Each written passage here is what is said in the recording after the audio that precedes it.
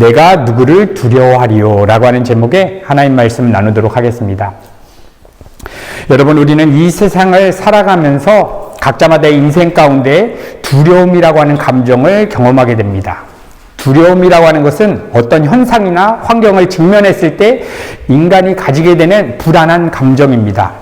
그리고 이 두려움이라고 하는 감정은 우리 안에 어떻게 작용되냐면 걱정, 염려, 불안, 초조함, 이러한 부정적인 형태로 우리의 생각과 마음을 지배하게 됩니다. 그리고 사람들이 대부분 느끼게 되는 이 두려움의 감정은 내가 판단하기에 나쁘다고 하는 환경이 펼쳐졌을 때, 재정의 어려움이 오거나 건강의 위기가 오거나 사업의 위기가 오거나 내가 원하는 대로 삶이 펼쳐지지 않을 때 걱정, 근심, 염려, 두려움에 우리 마음이 사로잡히게 됩니다. 그런데 성경은 이 두려움에 대해서 이렇게 이야기해 주고 있습니다. 디모데후서 1장 7절, 하나님이 우리에게 주신 것은 두려워하는 마음이 아니요 오직 능력과 사랑과 근신하는 마음이니. 명확하지 않습니까? 우리 안에 걱정, 염려, 두려움이 왔을 때 이거 누가 주신 것이냐? 하나님이 주신 게 아니라는 것입니다. 그러면 누가 주었느냐? 이 두려움이라고 하는 감정은 죄로부터 시작되었습니다. 죄를 짓기 전에 아담과 하와는 온몸을 다 벗고 있었지만 부끄러움, 수치감을 느끼지 못했습니다. 옷을 다 벗고 있어도 이것은 선하고 아름다운 것이다. 창조주 하나님께서 지금 옷을 입지 않는 이 상태로 우리를 창조했기 때문에 이것은 선하고 아름답다라고 하는 그러한 믿음이 있었고, 이것에 대해서 절대로 부끄러움 감정, 수치감의 감정을 갖지 못했습니다. 그런데 죄로 인해서 하나님과의 관계가 단절되고 나서 인간들은 선과 악을 판단하는 주체가 되니까 옷을 벗고 있는 것은 부끄럽고 수치스러운 것이다 라고 하는 판단을 가지게 되었습니다. 그리고 나서 아담과 하와가 어떤 일을 했느냐? 자기가 판단하기에 수치라고 한 것을 무화과 나뭇잎을 갖고 와서 수치를 자기가 가리게 된 것입니다. 여러분, 그래서 우리가 두려움이라고 하는 감정을 느낄 때 어떠한 작용을 우리가 하게 되냐면, 내가 판단하기에 나의 모습 가운데 이것은 부족하고 이것은 연약하고 이것은 수치스럽다라고 여기는 것을 무언가로 땜빵하고 메꾸려고 할 때에 우리 마음 가운데 평강이 깨지고 두려움이라는 감정이 우리를 지배하게 된다는 것입니다. 왜냐하면 내 인생이 내가 주인 되었는데 내 부끄러움을 이제는 내가 책임져야 되는데 그러한 힘과 능력이 내 안에 없다는 사실이 인간을 초조하게 하고 불안하게 하는 것입니다. 그런데 이 불안함, 이 두려움의 본질적인 이유는 하나님을 우리의 마음의 왕자에서 놓쳤기 때문에 부끄러움을 우리가 느끼고 걱정과 염려 가운데 살아가게 된 것입니다. 여러분, 한번 생각해 보십시오. 각자마다 두려워하고 있는 요소들이 있을 것입니다. 어떤 분들은 재정이 될 수도 있고 건강이 될 수도 있을 것입니다. 이 두려움이 발생할 때는 반드시 이유가 있습니다. 그것은 내 마음속에 내가 소중하다라고 여기는 것을 잃어버리면 어떡할까? 행복한 가정을 가지고 있습니다. 근데 재정 문제가 나서 가정관계가, 이 부부관계가 깨질 것 같습니다. 이때 불안함, 두려움이 느끼게 됩니다. 왜? 내 마음 가운데 소중하다고 여기는 것을 잃어버릴까봐.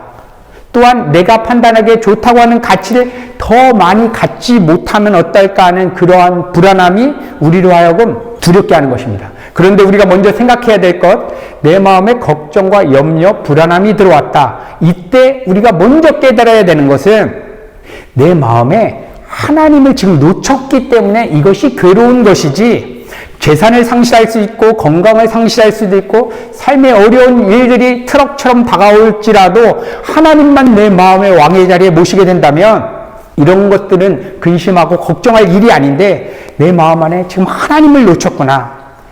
내가 이 하나님을 놓친 이 사실로 인해서 정말 하나님의 은혜를 구하는 자리로 우리가 나아가기 시작할 때, 여러분, 성경에 우리 수많은 신앙의 선배들이 고백했던 것처럼 내 주 예수 모신 곳이 그 어디나 하늘나라라고 하는 그러한 찬양이 우리의 삶 가운데 터져나는 것입니다. 여러분, 이러한 신앙적인 내용이 여태까지 우리에게 그냥 관념과 논리로만 남았다라고 하면 2024년에는 하나님, 이 종교 안에 있는 이러한 언어들을 내 삶 가운데 실제로 끌어담아서 정말 이 성경에 기록된 이 내용이 내 삶 가운데 실제로 하나님 누려지기를 소망합니다. 2024년 한 해에는 정말 막혀있는 이 순간에도 내가 정말 하나님으로부터 부어지는 그 신령한 축복들 내가 경험하기를 소망한다라고 오늘 예배 가운데 우리가 고백되어지는 그러한 기도회가 되기를 간절히 소망합니다.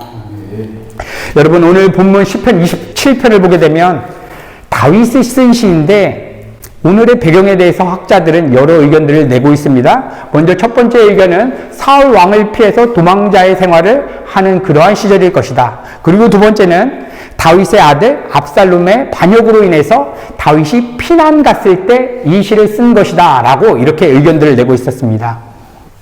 저는 오늘 이 본문을 해석할 때에 다윗이 압살롬의 반역으로 인해서 피난 갔을 때의 배경으로서 오늘 본문 말씀을 한번 살펴보려고 합니다.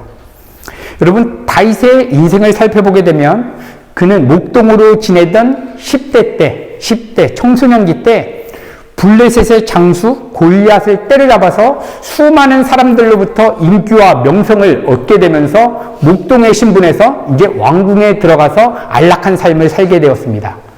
그리고 다윗은 가는 곳곳마다 승리를 이끌어내는 참으로 탁월한 장군으로 인정을 받으면서 사울 왕의 사위가 되었습니다. 목동에서 한 나라 왕의 사위가 되었습니다. 그런데 사울 왕의 시기로 다윗은 모든 명성과 인기의 자리를 다 빼앗기고 목숨을 위협받으면서 도망자의 생활을 장작 10년 동안을 그렇게 생활했습니다. 그리고 이러한 도망자의 시간을 마치고 마침내 이스라엘의 왕으로 등극하게 되었습니다. 이스라엘과 주변 국가들을 다 치리하는 엄청난 자리에 올라가게 되었습니다. 여기서 고난이 끝난 줄 알았는데 다윗이 왕이 되고 나서도 엄청난 삶의 역경이 불어닥쳤습니다. 그것은 압살롬이 지금 군대를 데리고 다윗을 잡으려고 지금 쳐들어온 것입니다. 이 다윗이 압살롬이 군대를 갖고 이제 쳐들어올 때 얼마나 다급했는지 사무엘 하를 우리가 읽어보게 되면 어떻게 묘사하고 있냐면 다윗이 자신의 머리를 가리고 맨발로 뛰면서 막 울면서 도망갔다라고 기록하고 있습니다. 이렇게 힘겹고 다급한 이 순간에 오늘 이 시편을 노래하고 있는데 2절을 보니까 그의 대적 원수들이 자기의 살을 먹으려고 왔다라고 표현하고 있습니다. 3절을 보니까 자기를 잡으려고 군대가 진을 쳤다라고 이야기합니다. 5절에는 자기가 당한 상황을 환난의 날이라고 표현하고 있습니다. 그리고 12절을 보니까 자기 주변에는 대적과 위증자 그리고 악을 토하는 자들이 있다라고 이야기하고 있습니다. 이렇게 외적으로 볼 때는 악인들이 가득하고 군대가 다윗을 치려고 지금 진을 치고 있습니다. 이때 다윗이 노래하는 것입니다. 시편 27편 1절 여호와는 나의 빛이요 나의 구원이시니 내가 누구를 두려워하리요 여호와는 내 생명의 능력이시니 내가 누구를 무서워하리요. 여러분, 이런 배경 다 빼고 이 1절만 우리가 읽어본다면 어떻게 느껴지겠습니까? 지금 압살롬과 이 대적들을 완전히 제압하고 승리를 이룬 다음에 고백하는 그러한 찬송의 시처럼 보여지지 않습니까? 지금 이 고백을 우리 시대에 적용해 본다면 콩쿨 나가서 우승했습니다. 사업에서 대박이 나서 성공을 이룬 순간에 여호와는 나의 빛이요 나의 구원이시니 내가 그분을 찬양합니다. 이런 고백 같은데 실제 상황은 다윗이 울면서 맨발로 자신의 아들과 군대들을 피해서 도망가고 있는 상황입니다. 그런데 놀라운 그의 고백은 이러한 외적인 환경을 두려워하지 않는다라고 고백합니다. 이러한 믿음의 고백을 할 수 있었던 이유가 무엇인가? 여호와는 나의 빛이요 나의 구원이시요. 우리도 고백합니다. 여호와 하나님은 나의 빛이십니다. 나의 구원이십니다. 전능하십니다. 나의 아버지십니다. 그런데 관념으로 있었던 그 논리로 있었던 하나님을 실제 나의 하나님으로 나의 빛으로 나의 구원으로 적용해서 그가 경험하게 되니까 군대가 진을 치고 자기의 살을 뜯어 먹으려 오는 그 상황 가운데에서도 두려워하지 않는다는 것입니다. 여호와는 나의 빛이요. 여러분, 빛은 어둠 가운데에서 정말 보이지 않는 길들을 환히 우리 가운데 비춰주게 됩니다. 그런데 오늘 문맥 가운데에서 여호와는 나의 빛이라고 고백할 때에는 하나님 말고는 다른 대상이 절대로 보이지 않는다라고 하는 의미로 해석할 수 있을 것 같습니다. 지금의 상황, 아들 압살롬과 수많은 대적들이 자신의 살을 먹으려고 진을 치고 온 상황입니다. 이때 다윗은 내가 하나님밖에 보이지가 않습니다. 내 마음의 눈에는 하나님밖에 보이지 않습니다라고 고백하는 것입니다. 그래서 내가 그 하나님의 임재에 사로잡히다 보니까 절대로 이 외적인 환경이 두렵지 않다라고 고백하고 있는 것입니다. 다윗이 2024년에 살고 있다라고 생각해 보십시오. 지금 압살롬과 자신을 대적하는 그 대적들, 그 악인들은 어떠한 대상들이겠습니까? 어떤 분들에게는 입시의 문제가 될 수도 있고, 어떤 분들에게는 직장을 구하는 문제가 될 수도 있고, 자녀의 문제가 될 수도 있고, 자신의 몸에 생긴 큰 질병이 될 수도 있습니다. 그런데 다윗은 어떻게 고백하느냐? 하나님은 나의 빛이십니다. 여러 가지 내 생각과 마음을 지배할 만한 요소들이 있는데 나는 하나님밖에 보이지 않습니다. 하나님은 내 마음의 눈을 멀게 하시는 그러한 대상입니다. 이렇게 고백하는 것입니다. 그리고 이어서 엄청난 고백이 3절에 이어집니다. 군대가 나를 대적하여 진치일지라도 내 마음이 두렵지 아니하며 전쟁이 일어나 나를 치려 할지라도 나는 여전히 태어나리로다. 오늘 이 말씀을 제가 준비하면서 다시 한번 읽어도 어떻게 이런 고백을 할 수 있을까? 저희가 우크라이나 사람이라고 생각해 보십시오. 지금 전쟁이 나서 집이 완전 쪽박이 찼습니다. 이제 가스가 터지고 난리가 났습니다. 근데 다윗이라면 어떻게 고백하느냐? 와, SNS를 해서 도와주세요. 여기 생필품이 필요합니다. 밀라노의 프랑코진 도와주세요. 막 이렇게 하는 것이 아니라 나는 여전히 태어나리로다. 여러분, 여기에 복음의 놀라운 원리가 있습니다. 여러분, 많은 사람들은 어려워진 삶의 환경들이 주어졌을 때에 이것들을 바꿔서 변화시켜서 내 마음이 안정감을 갖고 평안하려고 합니다. 재정 문제가 터졌을 때 하나님께서 누군가를 통해서 재정을 공급해 주심으로 내 삶이 안정스러울 때 마음의 안심을 갖고자 합니다. 근데 다윗은 이게 되기도 전에 전쟁이 나서 지금 난리가 난 상황에 내 마음은 태어나리로다. 여기에 복음의 비밀이 숨겨져 있는 것 같습니다. 지금 다윗은 자신이 몸이 처한 이 상황과 마음을 분리시켜 놓습니다.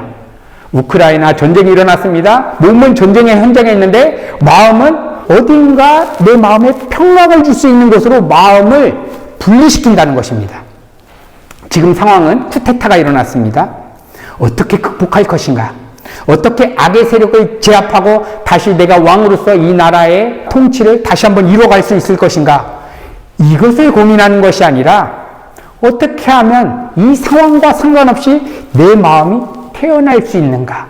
내 마음이 안심스러울 수 있는가? 여러분, 이것이 바로 기독교에서 말하는 믿음입니다. 우리는 신앙생활을 통해서 믿음이 좋다, 믿음으로 살아야 된다라고 하는 얘기들을 우리는 많이 하고 있습니다. 그런데 많은 사람들은 믿음에 대해서 어떻게 생각하냐면 내가 원하고 내가 기대하는 대로 삶이 펼쳐질 수 있도록 하나님의 힘을 동원하는 것, 이것을 믿음이라고 생각하는 분이 있습니다. 그래서 혹자들은 삶에 어려운 문제가 주어졌을 때 믿음의 힘을 발휘하면 모든 문제가 다 해결되고 내가 원하는 대로 삶이 펼쳐져서 형통할 것이다, 이렇게 간증하는 분들도 계십니다.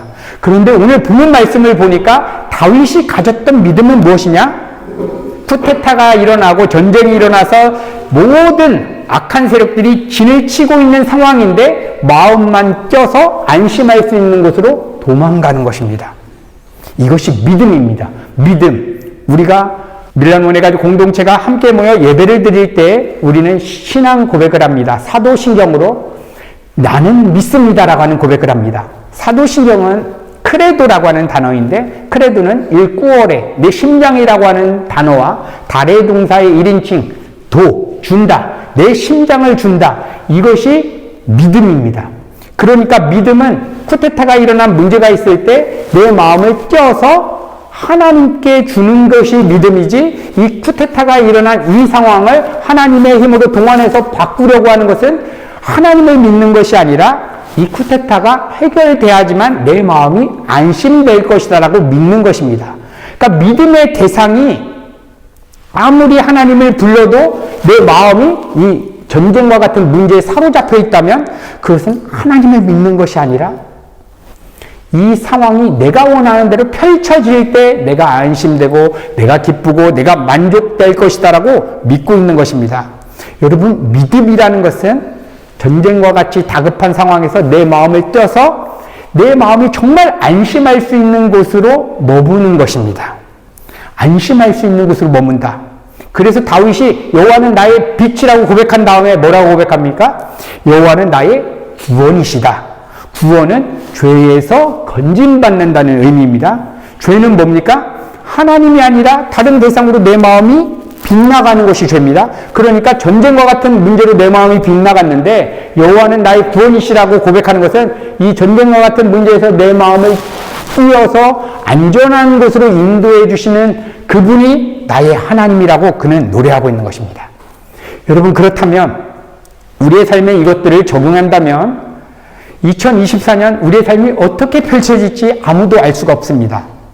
우리는 코로나와 같은 우리가 상상할 수 없었던 그러한 역경도 다 겪었습니다. 이거보다 더 큰 것이 올 수도 있을 것 같습니다. 알 수가 없습니다. 지금 북한에서 전령 대포를 쓰고 이제 남한은 이제 우리 동맹국이 아니야, 너희 적국이야, 막 이런 얘기도 하고 있습니다. 이때 우리가 그러한 상황에 마음이 딱 고정되면 불안하고, 어떡하지? 우리 부모님, 어떡하지? 나는 건강한 남자인데 이거 이탈리아에서 빨리 한국으로라도 들어가야 되는 것이 아닌가? 이렇게 조바심이 나면서 막 생각이 사로잡힙니다. 이때 우리는 먼저 해야 되는 것이 무엇이냐면 하나님을 믿는 것인데 우리의 마음이 안심할 수 있는 곳으로 피난 가야 되는 것입니다. 안심할 수 있는 곳이 어디냐? 사도 바울이 자신의 서신서에서 그토록 강조하고 강조했던 그곳입니다. 여러분, 그곳이 어디인지 아십니까? 그리스도 예수 안입니다. 그리스도 예수 안. 영적인 공간입니다. 우리의 삶의 현실은 2024년 밀라노에서 살아가고 있습니다. 근데 우리의 마음은 어디에 살아야 되냐면 그리스도 예수 안으로 무조건 들어가야 됩니다. 들어가지 않는 순간 걱정, 염려, 불안, 두려움이 우리를 장악하게 됩니다. 그리스도 예수 안이라고 하는 그 공간을 예수 그리스도께서 십자가에 죽으시고 부활하시고 승천하심으로 그 길을 열어놓으셨습니다. 그래서 그리스도 예수 안으로 우리의 마음이 어떻게 들어갈 수 있느냐? 예수 그리스도의 십자가를 기억해서 내가 하나님이 아니라 이 세상 문제를 걱정, 염려하고 있는 내가 주님과 함께 2000년 전 나는 같이 죽은 자라고 하는 그러한 자아의식을 갖고 성령 하나님, 지금 걱정하고 염려하고 있는 이 죄악된 자아가 내 마음속에서 작동되지 않을 수 있도록 하나님 도와주세요. 성령의 도우심을 구하게 될 때에 그 십자가의 사건을 나에게 성령께서 적용시켜 주심으로 말미암아 우리의 마음이 처한 환경과 상황과 상관없이 안심할 수 있는 그리스도 예수 안으로 성령께서 이끌고 가시는 것입니다. 이곳이 천국이다. 그곳이 카타콤에 있을지언정 몸은 카타콤에 있지만 마음은 그리스도 예수 안에 있었기 때문에 그들이 3대째, 4대째가 그렇게 어려운 환경 속에서도 살 수 있었던 것입니다. 자녀들이 죽어갑니다. 내 부모님이 예수를 주라 신한 이유로 끌고 가서 지금 죽어갑니다. 그런데 그 상황에도 자녀들이 예수를 부인하지 않고 신앙의 선배들이 부인하지 않고 버틸 수 있었던 이유가 무엇이냐면 그리스도 예수 안으로 마음이 옮겨져 갔습니다. 그 다음에 이 상황을 보니까 어떻게 보입니까? 죽으면 끝나는 것이 아니구나. 악한 세력에 의해서 지금 죽고 있지만 우리 부모님은 죽은 다음에 죽음으로 끝나는 것이 아니라 예수를 주라 인정했기 때문에 우리 부모님이 죽은 이후에 몸이 호련히 변해서 하나님의 본성에 참여하는 최고의 영광된 순간으로 들어가기 때문에 감사함으로 찬양함으로 그 상황을 버틸 수 있었던 것입니다. 영원한 생명이 있기 때문에 지금 우리가 살아가는 이 세계는 예수 그리스도의 주되심을 드러내는 어떠한 드라마입니다. 실체는 하나님 나라에 있고 여기는 모델하우스입니다. 그렇기 때문에 우리의 삶에 염려, 걱정이 일어나도 이것은 예수 그리스도라고 하는 그 대화 드라마에 내가 어떠한 역할을 잠시 맡고 있는 것 뿐이지 이것이 실체가 아니기 때문에 우리가 지금 삶의 현장에서 마음을 쪄서 하나님께 고정하고 그리스도 예수 안으로 들어갈 때에 이 큰 그림이 보여지면서 내 삶이 보여지게 되는 것입니다. 전쟁과 같이 다급한 이 현장에서 내 마음을 피난 갈 때만이 지금 이 상황이 하나님 나라로 누려지고 있는 것이구나. 여러분, 2024년에는 우리의 재정 문제 속에서 우리가 하나님 나라를 경험하기를 소망합니다. 전쟁과 같이 다급한 인생 문제들 속에서 이거를 바꾸기 전에 먼저 하나님 나라를 경험하기를 소망합니다. 그때 하나님 나라를 경험할 때에 하나님께서 하나님의 때에 하나님의 방식대로 당신의 뜻을 이루실 것입니다. 이러한 마음을 가졌던, 이렇게 하나님만 피난처로 삼았던 다윗이 마지막으로 하나님 앞에 이렇게 고백합니다. 시편 27편 4절. 내가 여호와께 청하였던 한 가지 일 곧 그것을 구하리니.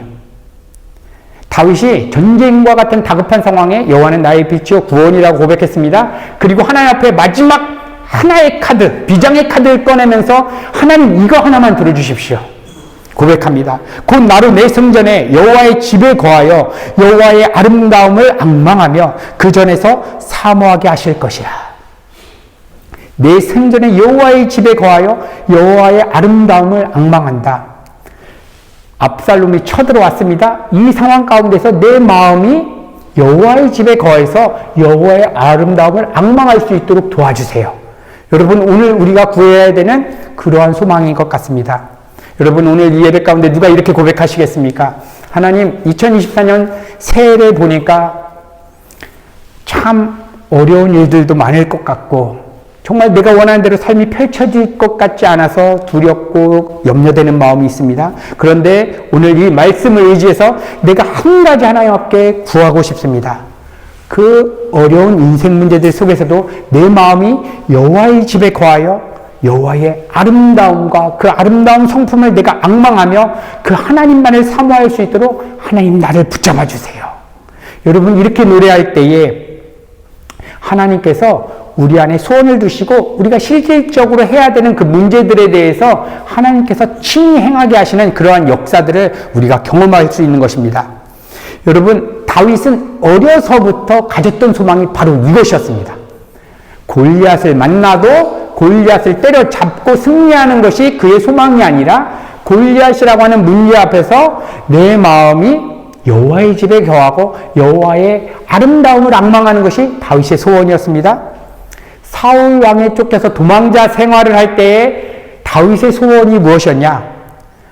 사울 죽일 수 있는 기회가 되면 딱 제 앞에 버리고 내가 왕으로 등극해야지, 이것을 소망했던 것이 아니라 여호와 하나님 한 분만을 앙망하고 소망했던 것입니다. 여러분, 이때 하나님께서 이러한 다윗의 마음을 보시고 이렇게 얘기해 주시는 것입니다. 사도행전 13장 22절. 내가 이새의 아들 다윗을 만나니 내 마음에 합한 사람이라 내 뜻을 다 이루게 하리라 하시더니. 여러분, 다윗이 하나님 마음에 완전히 합한 자라고 이렇게 성경은 증언하고 있습니다. 여러분, 언제 어느 시점에 하나님께서 너는 내 마음에 합해, 너는 정말 내 마음에 딱 맞아, 이렇게 이야기했냐면 시편 말씀을 보니까 다윗이 목동 생활할 때, 10대 시절에 목동 생활할 때 하나님께서 다윗의 마음을 보시고 이렇게 얘기했던 것입니다. 여러분, 하나님의 마음에 합하다는 것은 하나님의 마음과 다윗의 마음과 완전히 일치됐다는 것입니다. 하나님이 생각하는 것, 하나님이 소원하는 것이 이제 다윗의 소원이 되었다는 것입니다. 그래서 하나님께서 다윗을 통해서 이루시는 일들을 하나님께서 이 역사 가운데 완전히 다 이루셨습니다. 여러분, 그러면 오늘 우리가 이 수요 기도회 때에 하나님의 마음에 합한 사람이 되기 위해서 구해야 되는 한 가지는 무엇이겠습니까? 하나님, 2024년 새해에 내 삶에 펼쳐질 재정 문제나 사업 문제나 건강 문제 속에서도 하나님, 내가 그 모든 상황 속에서 하나님 나라를 나의 것으로 경험하기 위해서 이 세상 일들을 두려워하고 있는 내가 주와 함께 죽었음을 믿음 안에서 경험할 수 있도록 오늘도 성령 하나님의 도우심을 간절히 구합니다. 여러분, 이때 하나님께서 말씀해 주시는 것입니다. 내가 정말 내 마음에 합한 사람이다. 내가 너를 통해서 나의 뜻을 완전히 다 이룰 것이다. 여러분, 오늘 이러한 하나님의 음성을 오늘 기도회 가운데 여러분 한 분 한 분이 개인적으로 하나님께 듣게 되는 그러한 은혜가 있기를 간절히 소망합니다. 여러분, 2024년 새해가 시작되었습니다. 우리가 2023년까지 살았던 모든 삶의 형태를 완전히 또 돌이켜서 새해에 이 시간 다시 한번 결단했으면 좋겠습니다.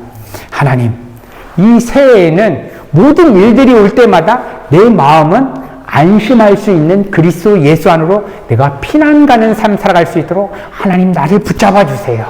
하나님께 피난 갈 때만이 이 문제가 어떠한 실체인지, 어떠한 하나님의 계획 가운데 있는지 밝은 빛 가운데서 우리가 보게 될 것인데, 하나님께 피난 가지 않으니까 이 문제가 그토록 내 마음에 근심을 주고 염려가 되는 그러한 대상처럼 보여지는데, 하나님 이 새해에는 우리의 마음이 온전히 하나님께로만 피난 가는 그러한 삶 살아갈 수 있도록 하나님 오늘도 우리 가운데 힘을 주시고 능력을 베풀어 달라고 오늘 이 기도회 가운데 우리가 간절히 기도하는 시간 되기를 소망합니다.